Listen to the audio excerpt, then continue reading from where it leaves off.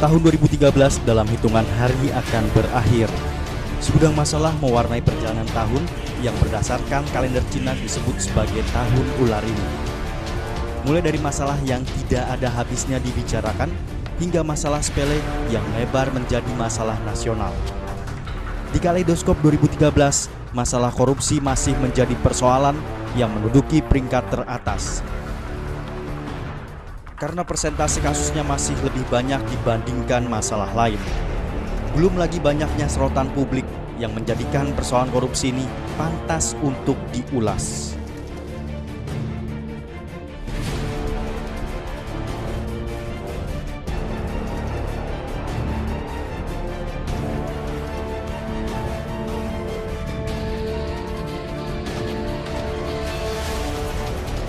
Kasus korupsi yang cukup menggema di tahun 2013 adalah tertangkapnya Ketua Kepala Satuan Kerja Khusus Pelaksana Kegiatan Usaha Hulu Minyak dan Gas Bumi SKK Migas Rudy Rubiandini oleh Komisi Pemberantasan Korupsi KPK di kediamannya di Jalan Brawijaya, Jakarta Selatan pada pertengahan Agustus lalu.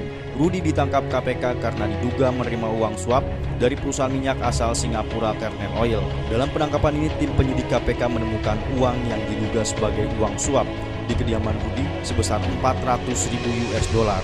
Berdasarkan penyelidikan, total uang suap yang akan diberikan Rudy berjumlah 700.000 US dollar. Penangkapan Rudy ini mengagetkan banyak kalangan. Pasalnya posisi Rudy di SKK Migas setingkat dengan menteri. Rudy baru 7 bulan memimpin SKK Migas. Sebelumnya pria kelahiran Tasikmalaya 9 Februari 1962 itu pernah menjabat sebagai Wakil Menteri Energi Sumber Daya Mineral ISDM. Rudy dipercayakan Presiden untuk memimpin SKK Migas. Presiden memilih Rudy karena yang bersangkutan pernah bertugas di PP Migas selama 3 tahun, sehingga bisa memahami tugas dan kewajiban serta tantangannya saat menjadi Ketua SKK Migas. Namun itu semua terbantahkan ketika KPK mencium adanya praktek tidak sehat yang dijalankan oleh Rudy. Rudy tak sendiri, ada sejumlah orang lagi yang ditetapkan tersangka dalam kasus suap tender minyak ini, di antaranya para petinggi Kernel Oil.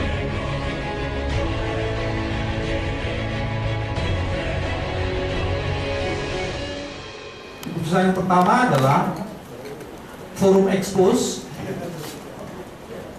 menyetujui untuk meningkatkan tahapan proses pemeriksaan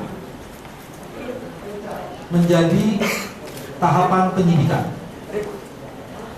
dan mengkualifikasi 3 orang sebagai tersangka, yaitu S sebagai pemberi dan penerimanya adalah A dan M.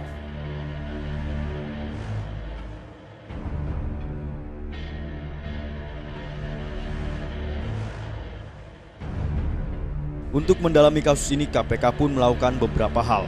Di antaranya menggeledah beberapa tempat seperti ruang kerja Rudy dan ruang kerja Sekjen Kementerian ISDM Waryono Karno, dan juga memanggil pihak terkait. Pihak terkait yang dipanggil KPK antara lain adalah Menteri ISDM Jero Wacik dan Sekjen Kementerian ISDM Waryono Karno. Keduanya dipanggil untuk menjalani pemeriksaan sebagai saksi terkait kasus ini dan juga untuk mengklarifikasi penemuan uang di ruang kerja Sekjen Kementerian ISDM saat KPK melakukan penggeledahan.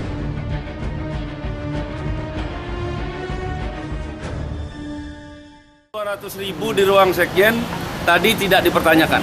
Enggak, Bapak tahu menjelaskan dari mana, Pak? Itu uang itu kan nomor serinya sama dengan uang yang di rumah Pak Rudy Rubiandini. Kalau yang itu kan tadi sudah Pak Sekjen kan sudah diperiksa. Serahkan pada KPK. Enggak, maksudnya Bapak tahu, Bapak nggak tahu. Bapak Saya serahkan pada KPK. gimana, Pak? Bilang itu uang operasional, Pak.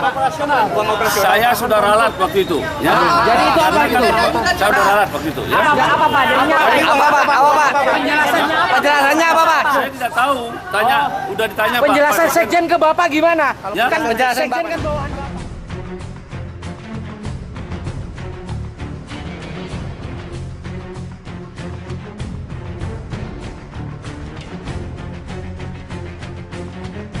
Ternyata bukan hanya Rudy.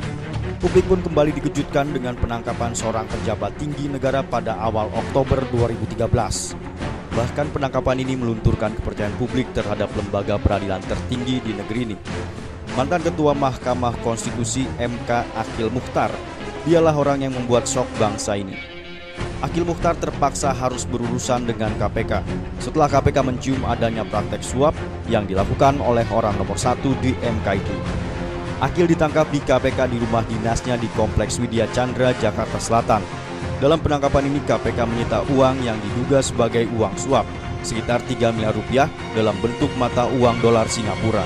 Selain Akhil, ada 4 orang yang juga ikut ditangkap di 2 tempat berbeda, yakni di rumah dinas Akhil dan di sebuah hotel berbintang di Jakarta. Mereka diantaranya adalah anggota DPR dari fraksi Golkar, Hairunisa, dan Bupati Gunung Mas, Kalimantan Tengah, Hamid Bintih. Kasus tertangkapnya Akhil ini berkaitan dengan sengketa Pilkada Gunung Mas yang sedang ditangani oleh MK.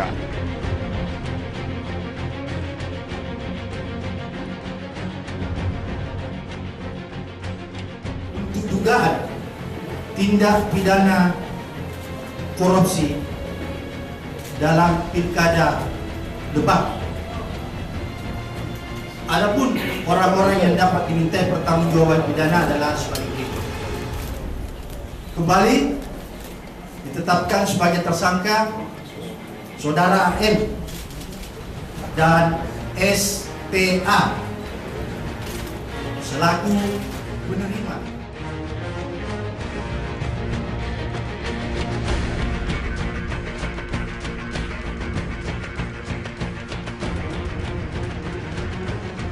Tidak hanya Akhil dan sejumlah tersangka lain, namun tim penyidik KPK kembali menangkap 2 orang terkait kasus dugaan suap yang menyeret nama Wakil Ketua MK Akhil Mukhtar. Satu dari 2 orang yang ditangkap tersebut adalah Tubagus Heriwardana yang merupakan adik kandung Gubernur Banten Ratu Atut Koisia, yang juga suami Wali Kota Tangerang Selatan Airin Rahmidiani. Tubagus ditangkap di kediamannya di Jalan Denpasar, Jakarta pada Rabu 3 Oktober 2013. Penangkapan Tubagus ini merupakan hasil pengembangan penangkapan Akhil Mukhtar dan sejumlah orang lainnya. Selain Tubagus, KPK juga menangkap seorang pengacara bernama Susitur Andayani. Pengacara Salampung tersebut ditangkap di kawasan Lebak, Banten. Dalam penangkapan ini KPK mengamankan uang sebesar 1 miliar rupiah dengan pecahan 100.000 dan 50.000 rupiah. Penangkapan Tubagus dan Susi ini terkait kasus dugaan suap dengan penanganan sengketa Pilkada Lebak yang dimasukkan ke MK. Penangkapan Wawan ini merembet ke pihak lain. Di antaranya adalah kakak kandungnya sendiri Ratu Atut Koisia dan istrinya Airin Rahmidiani. Keduanya masuk sebagai pihak yang diperiksa KPK. Untuk Atut sendiri sudah ditetapkan sebagai tersangka pada 17 Desember 2013.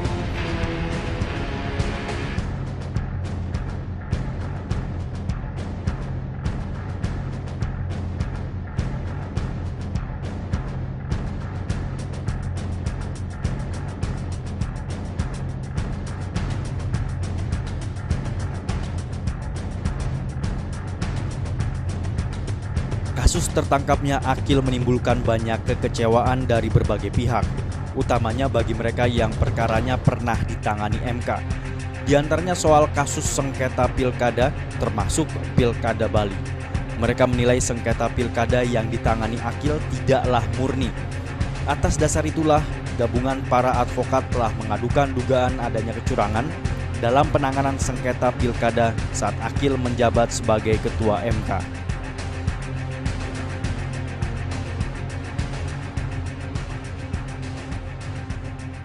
Pemilu Kada Bali ini sangat bermasalah.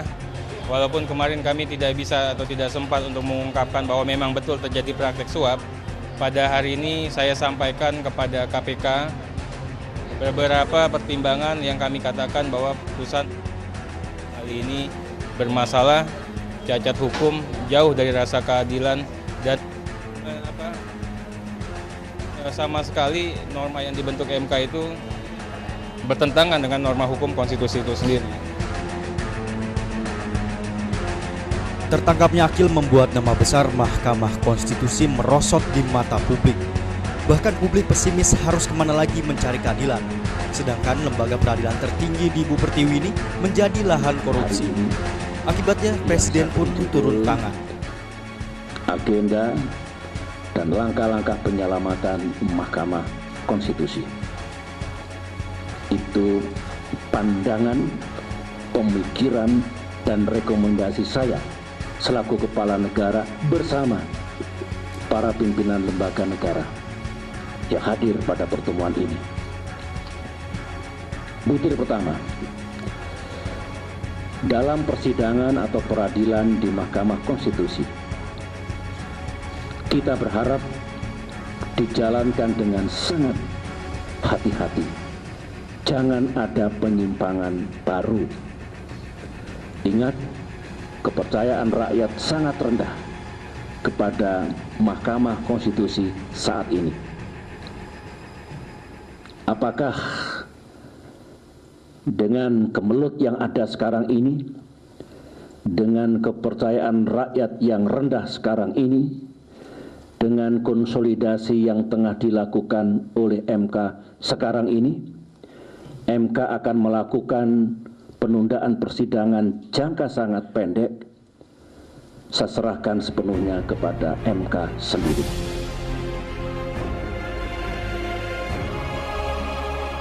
KPK hingga saat ini masih mendalami kasus dugaan suap Ketua MK ini. Hingga pertengahan Desember, para tersangka kasus tersebut belum ada yang berkasnya selesai atau disidangkan. Mereka juga masih menjalani serangkaian pemeriksaan, termasuk saksi untuk kasus ini. Kini sudah ada 33 mobil yang berkaitan dengan Akil, baik itu kasus dugaan suapnya atau kasus tindak pidana pencucian uang yang sudah disita KPK, termasuk rumah dan sejumlah uang.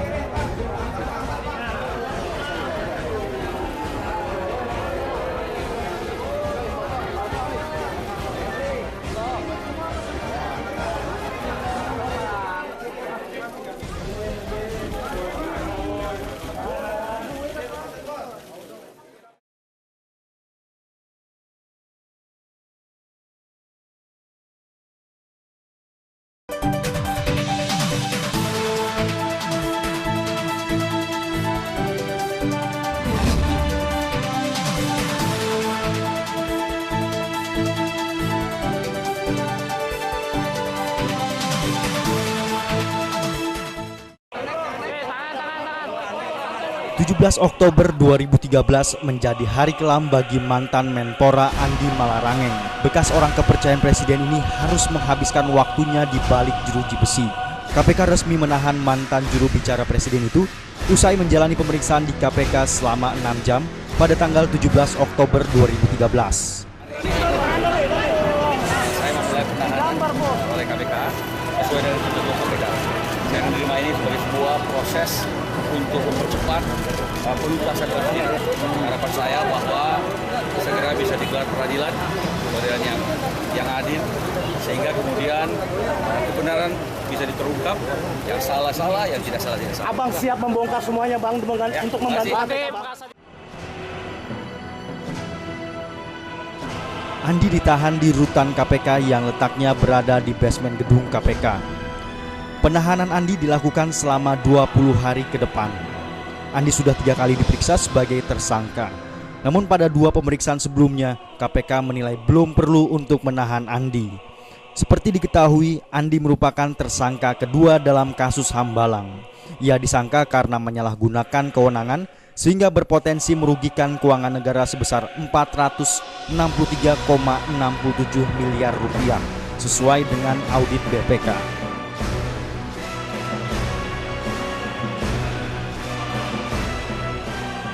Setelah diperiksa sejak jam 10 sebagai tersangka, maka tersangka AM dilakukan penahanan untuk 20 hari pertama. Penahanan dilakukan di rutan Cipinang, cabang gedung KPK, di rutan KPK. Terhadap tersangka AM disangkakan melanggar pasal 2 ayat 1 dan atau pasal 3 Undang-Undang nomor 31 tahun 99 sebagaimana diubah dengan Undang-Undang nomor 20 tahun 2001. Proses penyidikan ini masih terus dilakukan oleh KPK, baik pemeriksaan terhadap saksi-saksi maupun terhadap tersangka. dalam kaitan dengan penyidikan dugaan tindak pidana korupsi.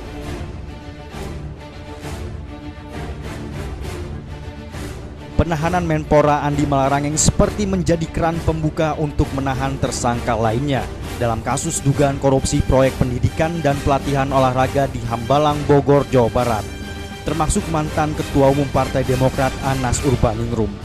Bahkan Ketua KPK Abraham Samad memberikan sinyal kuat terkait akan ditahannya Anas usai KPK melakukan penahanan terhadap Andi. Anas saya belum tahu, belum ada. Mungkin saya balik nanti ke Jakarta baru bisa memastikan kapan dipanggil. Kenapa sekarang belum ditahan? Ya setelah Alfian dulu dong. Kan Alfian dulu yang ditetapkan sebagai tersangka.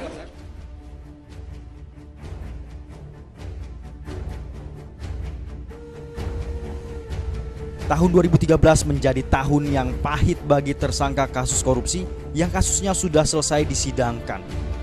Berbagai vonis yang dikeluarkan Majelis Hakim Tipikor Jakarta seakan meruntuhkan semangat hidup para pelaku korupsi tersebut. Untuk tahun ini mereka yang divonis diantaranya adalah anggota Komisi 10 dari fraksi Partai Demokrat Angelina Sondah. Majelis Hakim Pengadilan Tindak Pidana Korupsi Jakarta menjatuhkan vonis berupa hukuman 4 tahun 6 bulan penjara ditambah denda Rp250 juta, subsidiar kurungan 6 bulan kepada Angelina Sondah alias Enji.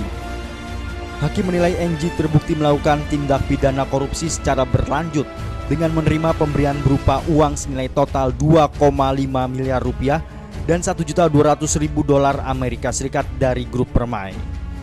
Selaku anggota DPR sekaligus Badan Anggaran DPR, Enji menyanggupi untuk menggiring anggaran proyek perguruan tinggi di Kementerian Pendidikan Nasional sehingga dapat disesuaikan dengan permintaan grup Permai. Vonis ini jauh lebih ringan dibandingkan tuntutan jasa KPK yang meminta agar Enji dihukum 12 tahun penjara, ditambah denda Rp500 juta, subsidiar 6 bulan kurungan. Putusan ini juga tidak mengharuskan Enji membayar kerugian negara sesuai dengan nilai uang yang dikorupsinya, sebagaimana yang dituntut oleh jaksa KPK.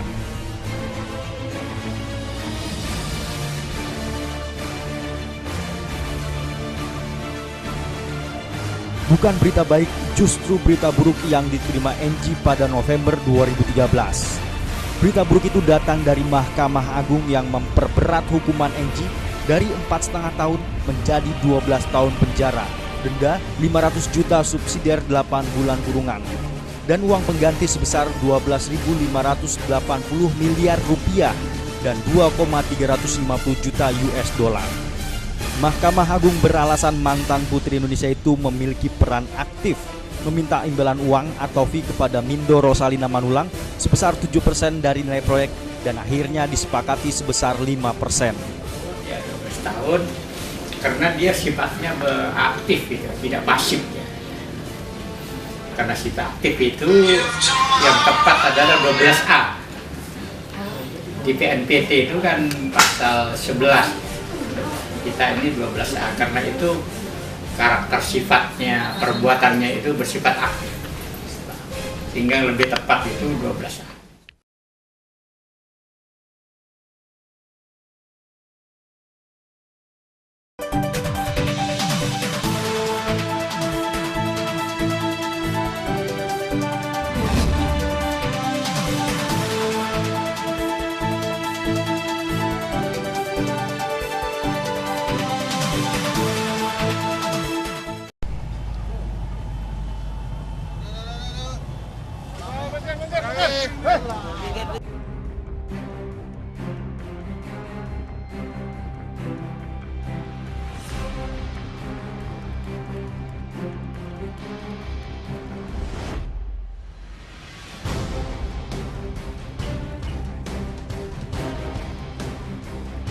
Selain kasus korupsi, berita seputar pertikaian, konflik horizontal, hingga kecelakaan juga mewarnai perjalanan tahun 2013.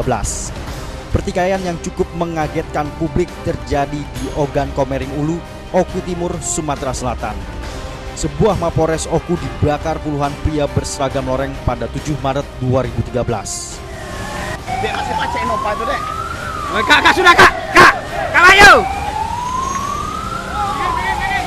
Sekitar 75 personel TNI Yon Armet 15-76 Tarik Martapura Kamis pagi mendatangi Polres Oku menggunakan truk dan sepeda motor.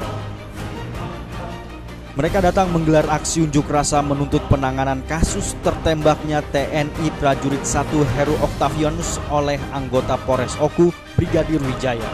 Saat itu Kapolres Oku AKBP Aziz Saputra sedang tak berada di tempat. Personel TNI diterima dengan baik dan dipersilakan masuk ke markas Mapolres Oku. Sejumlah anggota Polres pun menyiapkan ruangan untuk pertemuan tersebut. Rencananya mereka akan diterima oleh Kepala Bagian Operasi Polres Oku Komisaris Polisi Afri S. Jaya. Saat menyiapkan pertemuan tersebut, sejumlah anggota TNI mulai mengamuk di dalam Mapolres dan menghajar 3 petugas jaga Polres.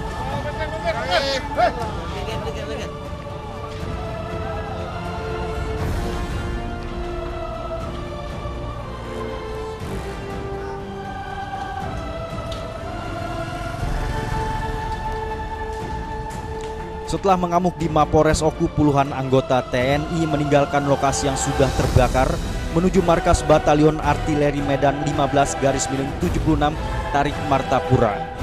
Bukan kembali ke markas, mereka justru berbalik menuju Mapolsek Martapura dan menghancurkan kantor polsek tersebut. Pertikaian antara oknum TNI dan Polri ini merupakan pertikaian terburuk yang pernah terjadi di negeri ini.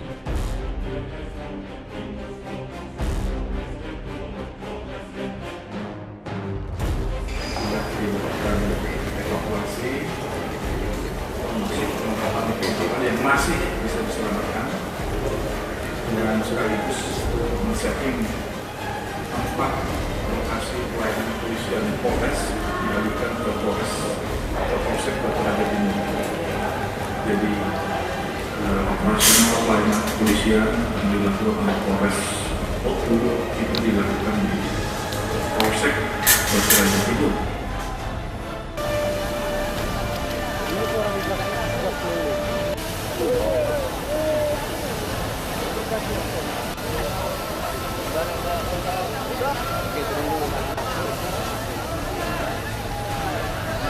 Pertikaian yang terjadi di tahun 2013 tidak hanya terjadi di antara TNI dan Polri, namun di dalam lapas juga merasakan pertikaian tersebut, bahkan menjerumus ke aksi kerusuhan, seperti yang terjadi di Lapas Tanjung Gusta, Medan, Sumatera Utara. Kerusuhan di lapas ini terjadi pada 11 Juli 2013. Penyebab kerusuhan ini bermula dari kekesalan napi karena listrik LP kerap padam. Puncaknya pada Kamis 12 Juli itu, listrik di LP mati sejak subuh hingga maghrib ketika tiba waktu berbuka puasa. Suplai air di LP tersebut menggunakan sumur bor yang memerlukan listrik saat listrik mati. Otomatis penghuni LP tak punya suplai air bersih. Para napi yang kesal lantas meledakkan tabung gas di dalam LP dan membakar gedung.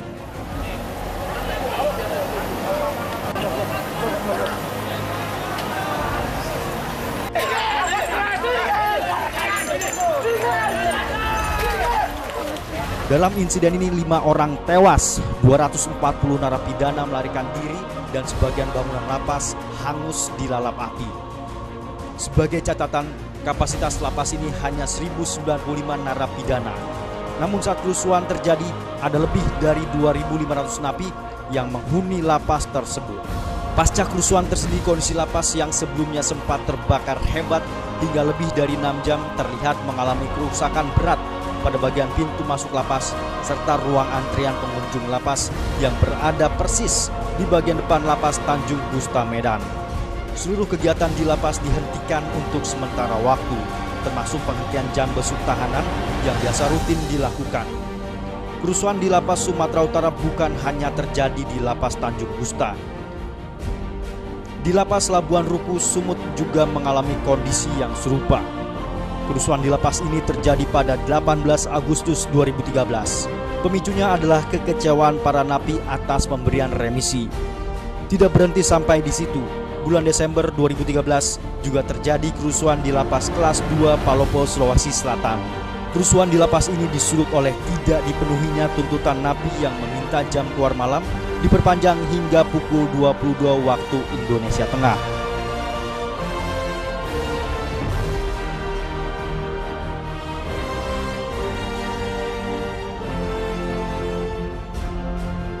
Berbagai kerusuhan di lapas yang terjadi di sepanjang tahun 2013 merupakan pekerjaan rumah besar bagi Kementerian Hukum dan HAM untuk tidak berucap namun mengeluarkan langkah nyata guna menyelesaikan permasalahan di lapas di negeri ini, khususnya soal daya tampung.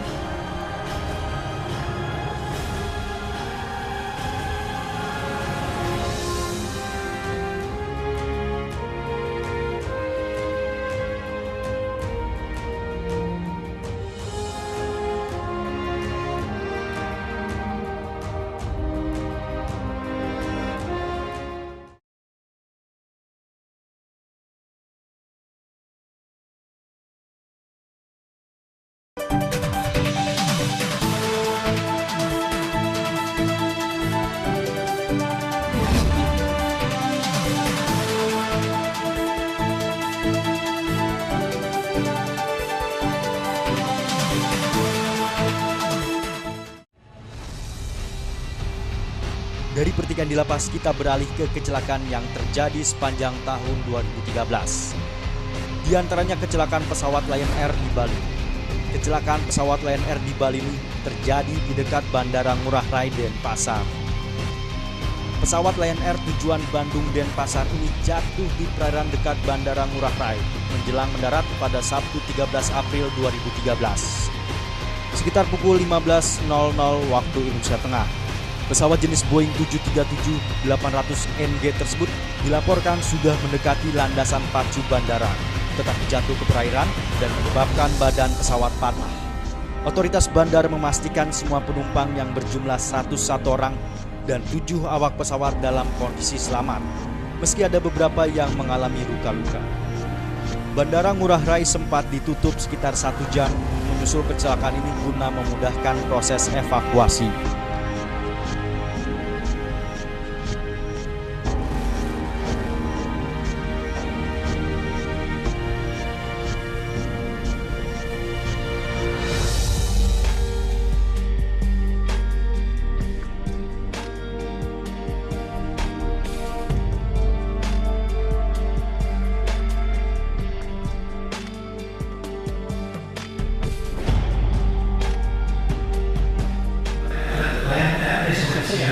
melaksanakan aturan sesuai dengan peraturan menteri gitu. Kemudian oleh jasa raja juga sudah siap dengan melakukan pertanggungjawaban wajib kendaraan minimal. Sekarang sudah proses pendataan, mereka sudah di lapangan. Terus misalnya gini, jasa raja menanggung misalnya yang bertata serta untuk perawatan kesehatan sampai sembuh, begitu. Kemudian beliau jasa raja juga mengantarkan penumpang yang korban itu sampai ke tempat asal.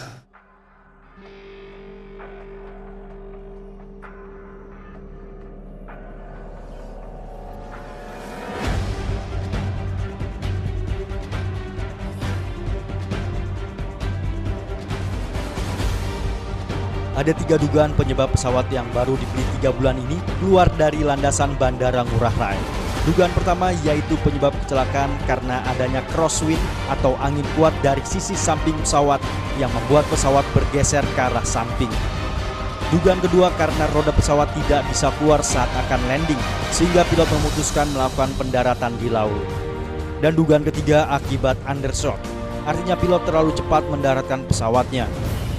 Namun Komite Nasional Kecelakaan Transportasi atau KNKT membutuhkan waktu 3 bulan untuk penyelidikan penyebab kecelakaan tersebut.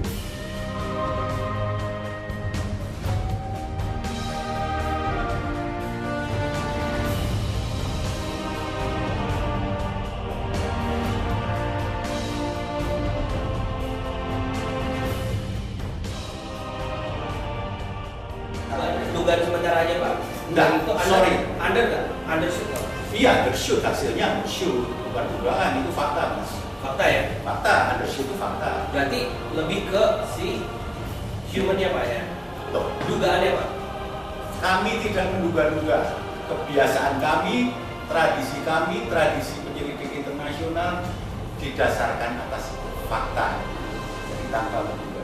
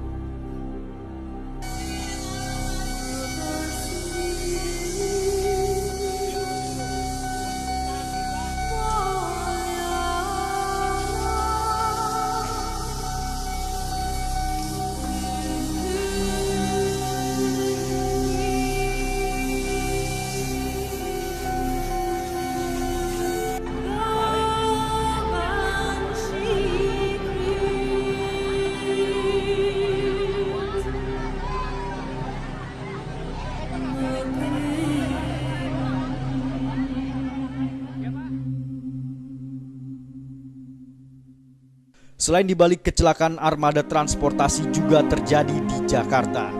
Kecelakaan yang terjadi di Jakarta yang menjadi perhatian publik adalah kecelakaan yang melibatkan kereta komuter lain jurusan Serpong Tanah Abang dan truk tangki BBM milik Pertamina di pintu perlintasan kereta Pondok Betung Bintaro, Jakarta Selatan 9 Desember 2013. Ada dua dugaan penyebab terjadi kecelakaan ini. Pertama, pintu perlintasan dan alarm tidak bekerja secara maksimal. Sedangkan dugaan kedua yaitu pintu dan alarm sudah bekerja, namun supir truk tangki tidak sabar menunggu kereta lewat. Akibat peristiwa ini 7 orang tewas dan puluhan orang mengalami luka-luka.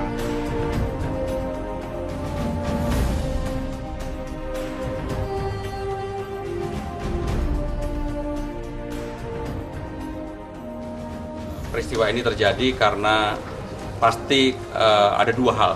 Apakah ini karena human error ataukah karena sistem yang mengaturnya tidak berjalan dengan baik.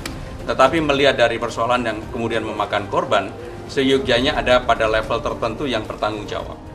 Yang sedalam-dalamnya bagi korban, ya semoga mereka memperoleh tempat yang layak dan keluarga yang ditinggalkan diberi ketabahan. Yang kedua tentu kita menyesalkan terjadinya peristiwa di bidang transportasi ini, khususnya pada menjelang akhir tahun. Saya pikir ini peristiwa kecelakaan transportasi yang cukup besar untuk kita di Indonesia.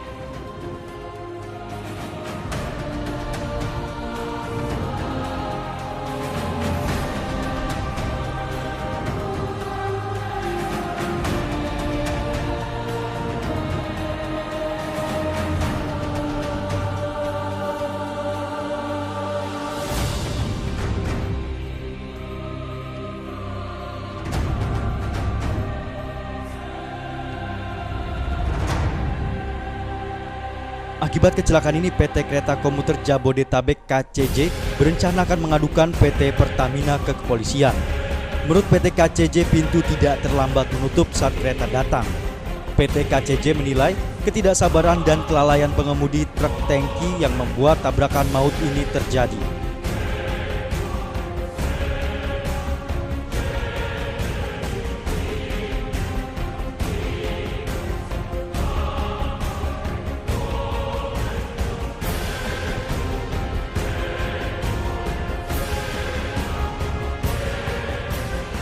Penerobosan pintu perlintasan oleh supir mobil tangki. Yang saya bilang, palang pintu dan sirine bukan hal yang mendasar. Yang mendasar adalah rambu. Rambunya itu sudah lengkap semua.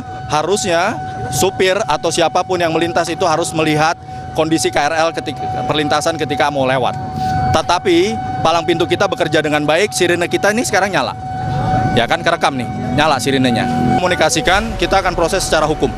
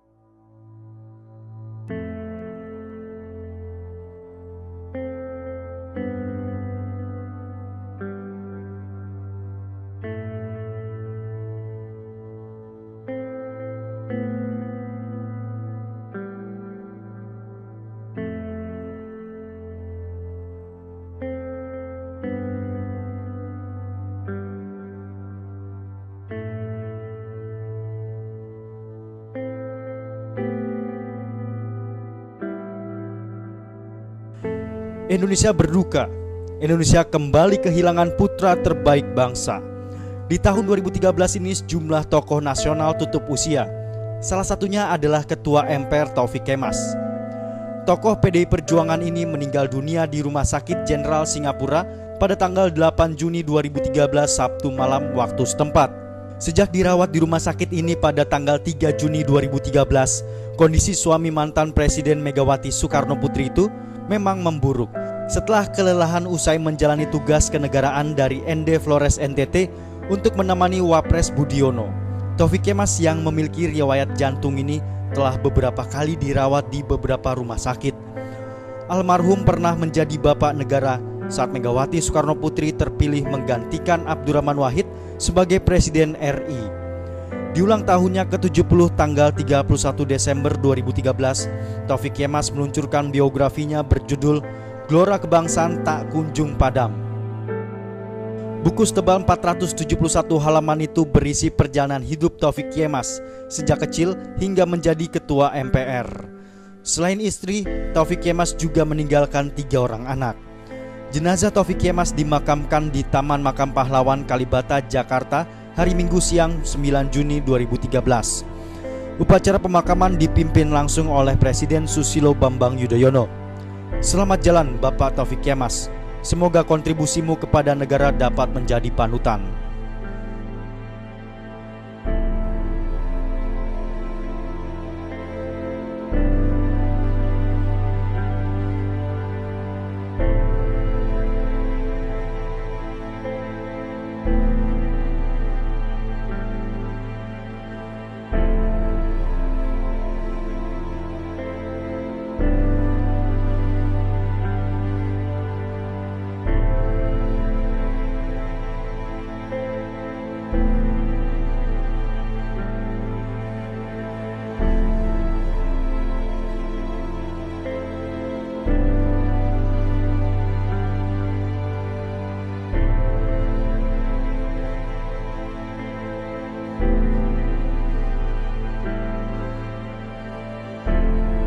Masalah harus menjaga kebersamaan, harus tetap sebagai keluarga besar, harus saling menjalin silaturahmi, harus tidak boleh terpecah belah.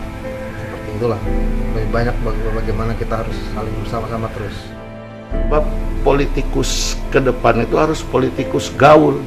Saya nggak nangkep kok politikus gaul. Dia bilang ya zaman gini kalau politikus nggak gaul, apa kata dunia? Setelah saya cerna, oh artinya seorang politikus ini ya harus mampu beradaptasi dengan suasananya, harus mampu masuk ke semua lini. Itu politikus yang diharapkannya ke depan.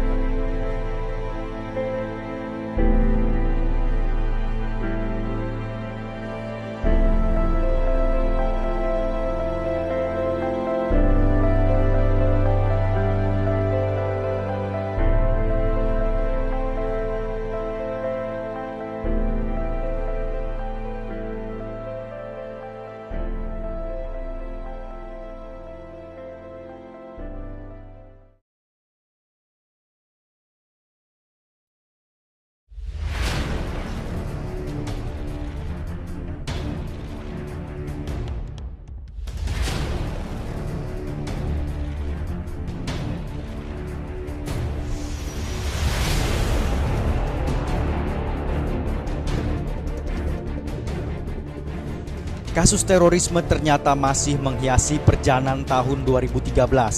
Hal itu dibuktikan dengan penangkapan sejumlah pelaku terorisme di sejumlah daerah, antara lain di Bandung, Jawa Barat. Penangkapan sejumlah pelaku terorisme di Bandung terjadi pada tanggal 8 Mei 2013.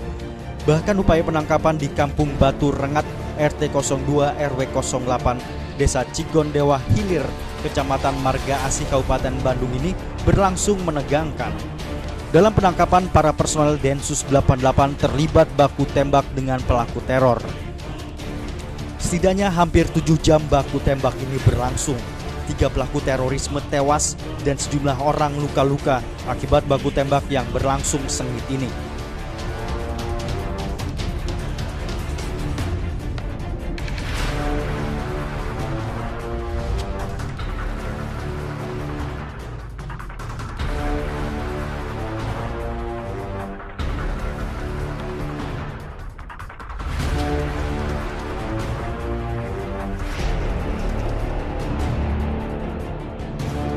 Tidak hanya di Bandung, di waktu yang berdekatan, Densus 88 juga berhasil meringkus jumlah teroris di daerah berbeda, di antaranya di Kendal dan Batang, Jawa Tengah.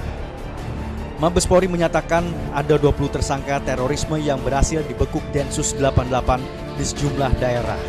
Dari 20 yang ditangkap, 7 orang diantaranya tewas.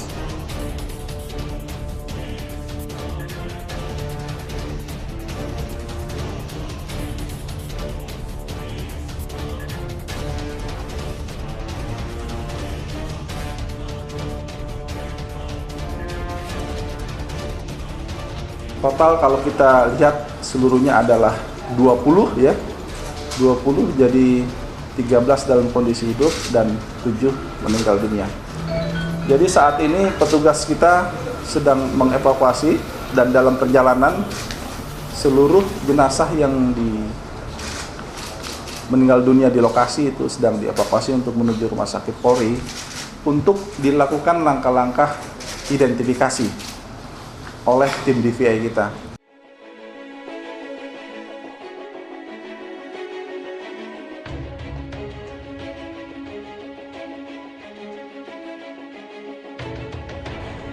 Meski para tersangka terorisme yang ditangkap pada bulan Mei 2013 terbilang banyak, namun kantong-kantong terorisme di negeri ini masihlah ada. Hal itu dibuktikan dengan penangkapan kembali sejumlah tersangka terorisme pada bulan Desember 2013. Di antaranya penangkapan 3 terduga teroris di Medan. Ketiga teroris dari jaringan Fadli Sadama ini terlibat dalam sejumlah kasus seperti perampokan bank, money changer, serta penyerangan Mapolsek Hamparan Perak, Sumatera Utara. Tertangkapnya ketiga terduga teroris tersebut merupakan hasil pengembangan atas terpidana Fadli Sadama yang tertangkap di Malaysia pada November 2013. Kini ketiga tersangka sudah berada di Jakarta untuk menjalani pemeriksaan lebih lanjut. Penangkapan sejumlah pelaku terorisme pada bulan Desember merupakan respon Polri terkait pernyataan Presiden yang menyebutkan ada ancaman keamanan saat perayaan Natal dan Tahun Baru.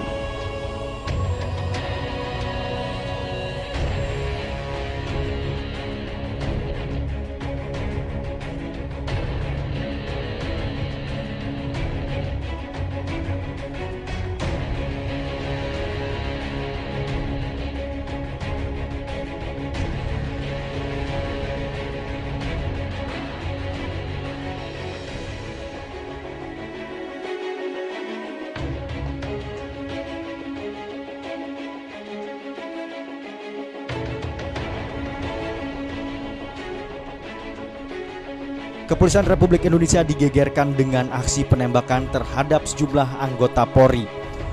Dari aksi penembakan yang terjadi, yang paling menyita perhatian publik adalah penembakan yang menimpa Bribka Soekardi, seorang anggota Provos dari Kesatuan Polairut Polri. Bribka Soekardi tewas ditembak orang tak dikenal di depan gedung KPK di Jalan Rasuna Said, Jakarta pada Selasa malam, sekitar pukul 22:25 waktu Indonesia Barat.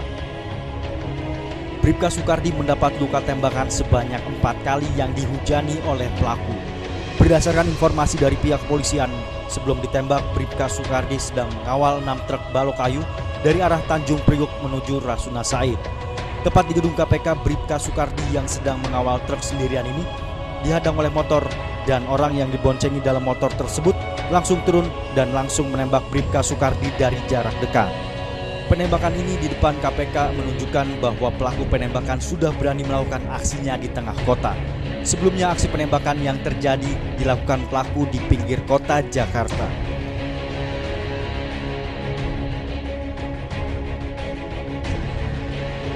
Nah, kami tahu betul bagaimana seorang tugas anggota Polri itu saat ini begitu berat, risikonya sangat besar. Maka kami pun tentu ini akan menjadi saran dan pertimbangan kami kepada Bapak Presiden agar anggota Polri yang melaksanakan tugasnya itu juga betul-betul diberikan semacam jaminan keselamatan biar mereka bisa melaksanakan tugas dengan nyaman. Yang jelas gini Mas, penindakan yang dilakukan oleh polisi itu adalah salah satu saja dari keseluruhan upaya konsepsi deradikalisasi. Ada reedukasi, ada rehabilitasi, ada pemberian konsepsi mengisi terhadap kekosongan isi kepala, isi hati dan isi perut. serta juga upaya pendekatan secara menyeluruh kepada mantan-mantan tahanan dan keluarganya, maupun juga mereka yang masih menjalani pidana ini. Karena tahun 2017 mereka hampir semua bebas. Dan saat itu kan kita tidak boleh sendiri. Dan ini harus bersama-sama sebenarnya masyarakat itu. Termasuk kemarin saya bicara di seluruh kepala daerah dan ketua DPRD se-Indonesia, saya sampaikan supaya mereka peduli terhadap keluarga ex-napi teroris, supaya memberikan banyak santunan dan kemudian pemikiran-pemikiran untuk membantu 3 kekosongan, isi kepala, isi hati.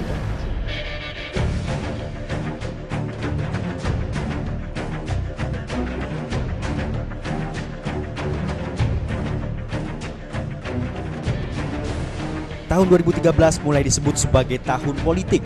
Karena itu wajar sepanjang tahun 2013 persiapan jelang pemilu mulai terasa, baik dari penyelenggara pemilu yakni KPU maupun dari partai politik peserta pemilu. Salah satu partai politik yang mulai terlihat persiapannya diantaranya yaitu Partai Hanura. Partai pimpinan mantan Panglima TNI Wiranto ini telah mengumumkan calon presiden dan calon wakil presidennya untuk Pilpres 2014 mendatang. Capres dan cawapres dari Partai Hanura tak lain adalah Ketua Umumnya Wiranto dengan Ketua Dewan Pertimbangan Partai Hanura Haritanu Sudibyo. Keduanya mendeklarasikan dirinya sebagai capres dan cawapres pada awal Juli 2013 di Jakarta.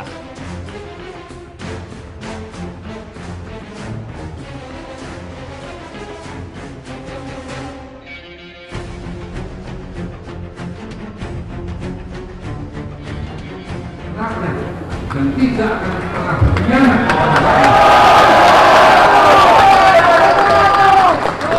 dengan langkah yang pasti dan tanpa keraguan sedikit bersama seluruh Indonesia kita akan persembahkan Indonesia yang maju, bersih dan bermartabat.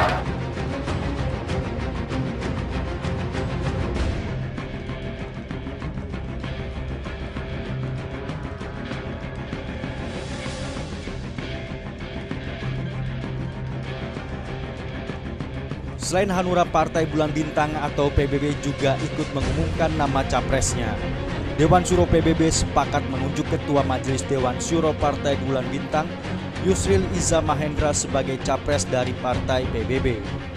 Penunjukan ini sudah melalui musyawarah Dewan Syuro Partai.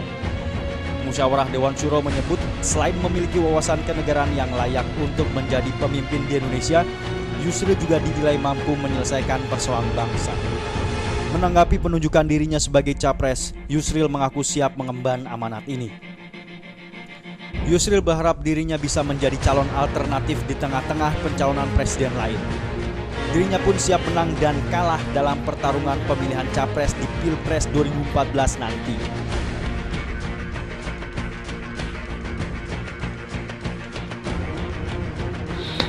PBB mengambil jalan yang singkat, jadi tidak melakukan konvensi seperti partai-partai lain, tapi PBB mengambil satu keputusan dan sudah dituangkan di dalam surat keputusan dari Majelis Syuro, dan itu keputusan akan kami laksanakan.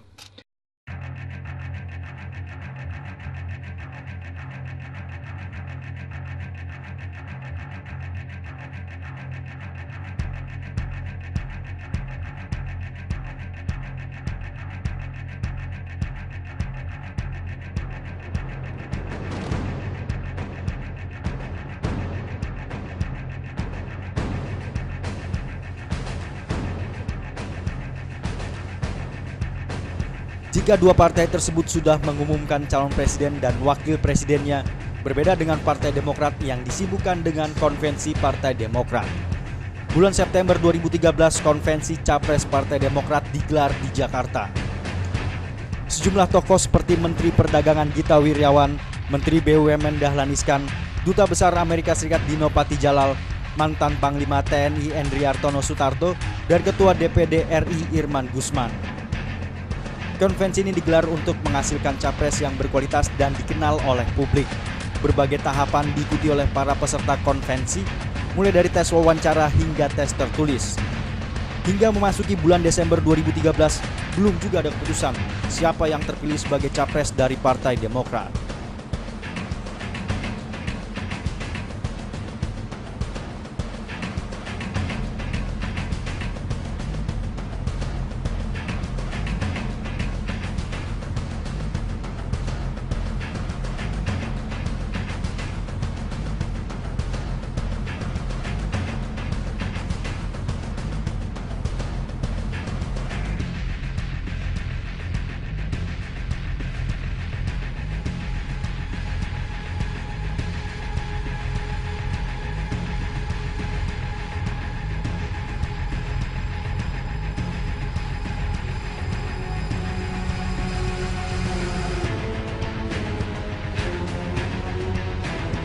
Informasi putar dunia politik yang terjadi di sepanjang tahun 2013 tersebut menjadi penutup kaleidoskop tahun ini.